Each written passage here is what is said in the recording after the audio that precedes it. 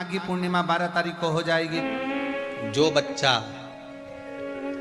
बुद्धि से विकलांग हो, विद्या में कमजोर हो, परीक्षा हॉल में पेपर देते समय भूल जाता हो,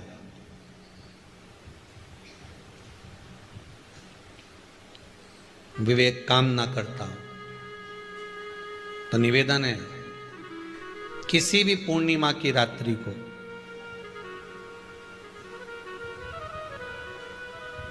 बारह बजे गाय के, गौ माता देसी गाय के जो 4 थन होते हैं, उन 4 थन में से जो आगे के थन होते हैं, 2 पीछे की ओर होते हैं, 2 आगे की ओर होते हैं, तो जो आगे के 2 थन हैं उस थन का दूध निकलवा लिया जाए और उस दूध का कोई भी मीठा पदार्थ बनाओ तो ठीक है, ना बनाओ तो उसी दूध में शक्कर मिलाकर पूर्णिमा की रात्रि को जो विवेक से कमजोर हो, बुद्धि से कमजोर हो, या याद करा हुआ सब भूल जाते हो, या आपके लिए भी है कोई चीज रखते हो भूल जाते हो, विवेक याद नहीं रहता, बुद्धि में इतना प्रबल बल नहीं आ पाता, याददाश्त कमजोर होती चली जा रही, तो किसी भी पूर्णिमा की रात्रि को 12 बजे गाय के आगे के 2 थन का दूध, उसमें कोई पदार्थ शक्कर गुड़ कुछ भी मिलाकर भगवान के चंद्रदेव की साक्षी में उसको पिला दिया जाए। महाराज बार बार पिलाने की जरूरत ही नहीं पड़ेगी, एक ही बार में काम कर जाएगा और विवेक पूर्ण तरह से कार्य करने लगेगा।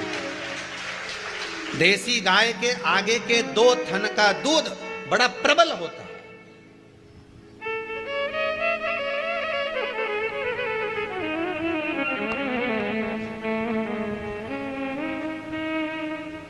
पूर्णिमा की रात्रि को 12 बजे उसका प्रयोग किया जाए।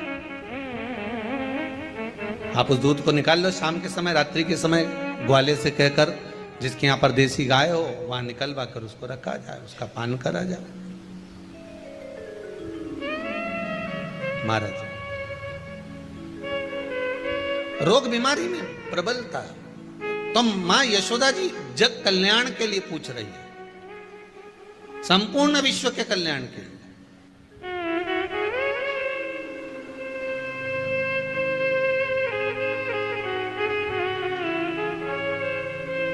अरे कितना सुंदर संवाद है। स्कंद पुराण में समुद्र मंथन की तिथि, नक्षत्र, घड़ी, पल सब कुछ लिखा हुआ है कि समुद्र मंथन के लिए देवताओं ने इंतजार करा था। कब?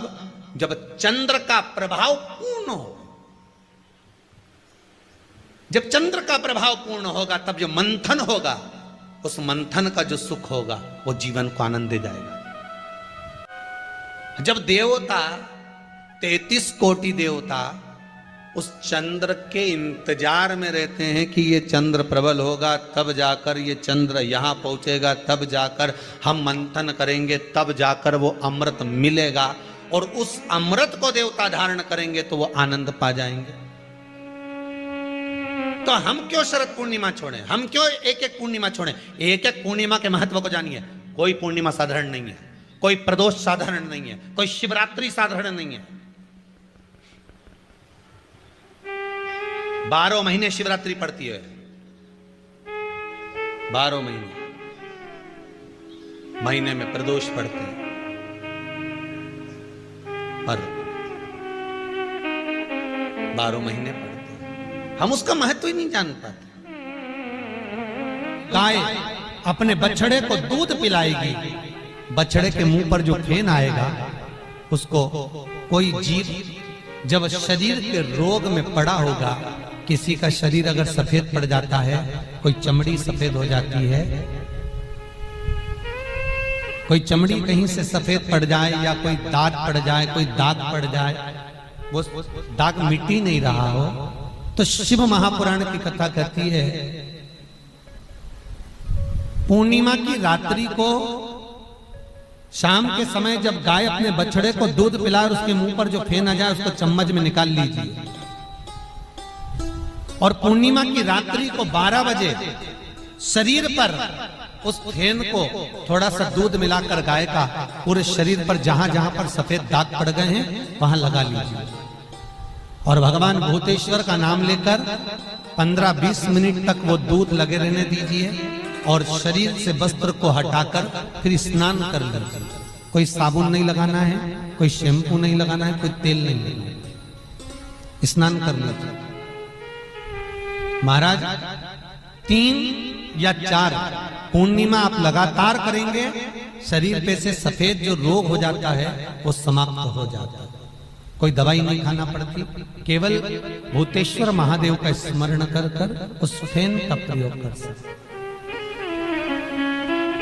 जो बच्चा माइंड से विकलांग हो, बुद्धि से कमजोर हो, जिसकी बुद्धि काम ना कर रही हो, पढ़ाई में चित्त नहीं लग रहा हो, खेलने में ज्यादा दिमाग लगता हो और पढ़ाई में ना लगता हो, या कोई माइंड से विकलांग हो, बुद्धि बिल्कुल काम ना कर रही हो, किसी की याददाश्त कमजोर हो गई हो, कुछ भी सामान रख दिया याद ही नहीं रहता हो, तो उसके लिए अमावस्या के दोपहर में 12 बजे गाय जब अपने बछड़े को दूध पिलाए, उसका फेन चम्मच पर निकालकर, जिसकी याददाश्त कमजोर हो, बुद्धि काम ना कर रही हो, विद्या में चित्त न लगता हो, उस व्यक्ति को मात्र 2 अमावस्या वो फेन पिला दिया जाए तो महाराज याददाश्त कभी नहीं जाती, विवेक पूर्ण तरह से काम करता है, बुद्धि पूर्ण तरह से काम करता है।